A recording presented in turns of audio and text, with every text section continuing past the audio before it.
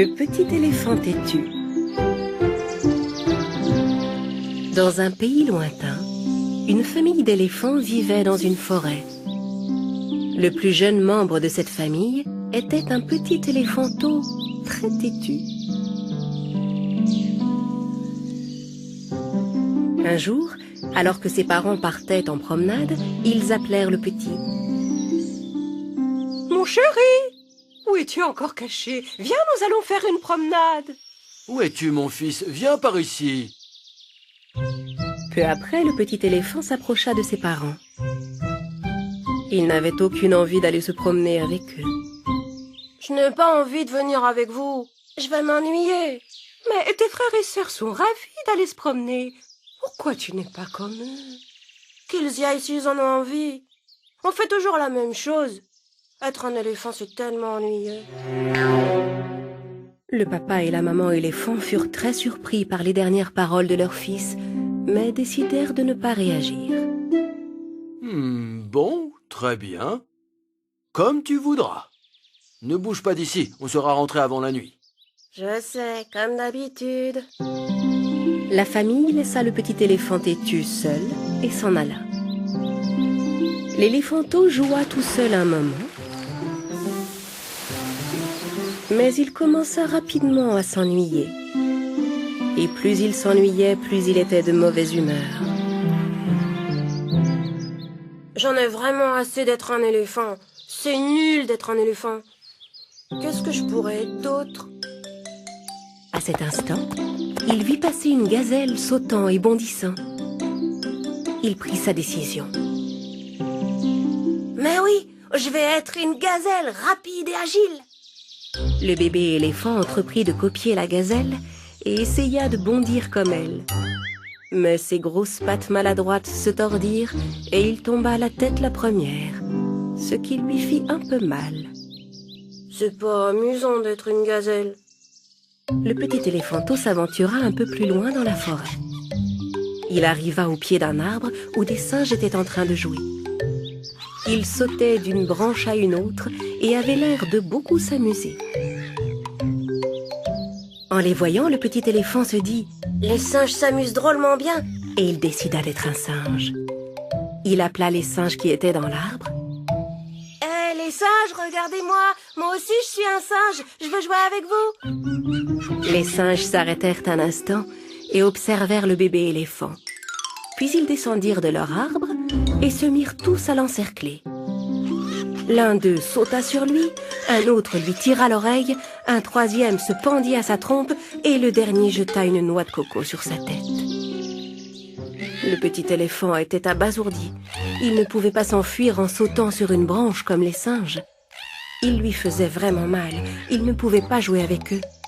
Finalement, il se débarrassa d'eux d'un coup de trompe et s'enfuit aussi vite qu'il le put. L'éléphanteau s'éloigna encore un peu plus dans la forêt. Cette fois, il aperçut un écureuil dans un arbre. L'écureuil cueillit une noisette sur une branche et retourna dans son abri. Comme il est mignon! Il est tellement petit qu'il peut se faufiler partout où il veut. Je voudrais bien être un écureuil.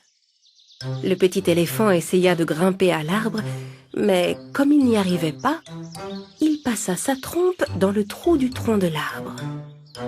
Le pauvre petit écureuil eut si peur qu'il bondit hors du trou et s'enfuit à toute vitesse. L'éléphanteau essaya alors de passer sa tête tout entière dans le trou, mais il se coinça la tête et eut toutes les peines à la ressortir.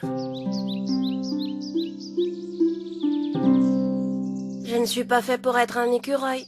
Les arbres sont trop petits pour moi. Le bébé éléphant était maintenant bien loin de sa maison. Un peu plus loin, il rencontra en chemin un beau perroquet. L'oiseau volait d'un arbre à l'autre et le petit éléphanteau le regardait avec admiration. Il s'approcha de lui. « Je voudrais être un perroquet. Tu peux m'apprendre à voler ?» « Bien sûr que je le peux. » Ils montèrent ensemble en haut d'une falaise qui surplombait un lac. « Maintenant, regarde bien comment je vole. » Le perroquet ouvrit ses ailes et s'élança. Il planait dans le ciel. Pour l'imiter, le petit éléphant s'élança du haut de la falaise. Mais tandis que le perroquet volait grâce à ses ailes, l'éléphanteau tomba aussitôt dans le vide et plongea tout droit dans le lac. Heureusement, il réussit à en sortir et à rejoindre la rive, mais il était couvert de boue et il avait mal partout. Le perroquet revint vers lui. Je crois que tu ferais mieux de rester un éléphant, mon ami. Juste au même moment, un petit oisillon tomba de son nid qui était accroché à la falaise et disparut dans l'eau du lac. Prise de panique, la mère de l'oiseau vola tout droit vers le lac pour essayer de retrouver son petit. Elle survolait la surface de l'eau en appelant « À l'aide! Venez m'aider! Sauvez mon petit, je vous en prie !» Le bébé éléphant retourna dans le lac, plongea sa trompe dans l'eau et commença à chercher l'oisillon. Au bout de quelques secondes, il ressortit sa trompe de l'eau en tenant le petit oiseau qu'il avait retrouvé. Il est vivant! Il est vivant! Le petit éléphanteau déposa délicatement l'oisillon sur la rive. La maman oiseau s'approcha de lui en volant. Heureusement que tu étais là. Sans toi, je crois bien que mon petit se serait noyé. L'éléphanteau était tout content d'entendre ces paroles. Il se sentait utile. S'il n'avait pas été un éléphant, il n'aurait pas pu sauver ce petit oiseau. Finalement, je crois que je suis content d'être un éléphant. Il faisait presque nuit, et l'éléphanteau était très loin de chez lui. Il avait vraiment hâte de rentrer. Sur le chemin du retour, il vit le perroquet voler dans le ciel, l'écureuil sortir la tête de son tronc, les singes se balancer d'une branche à l'autre, et la rapide gazelle courir devant lui. Mais il n'avait qu'une envie, c'était de retrouver sa famille qui lui manquait. Il comprit à quel point il avait dû les contrarier en étant si têtu, et il ne pensait qu'à une chose, leur présenter des excuses.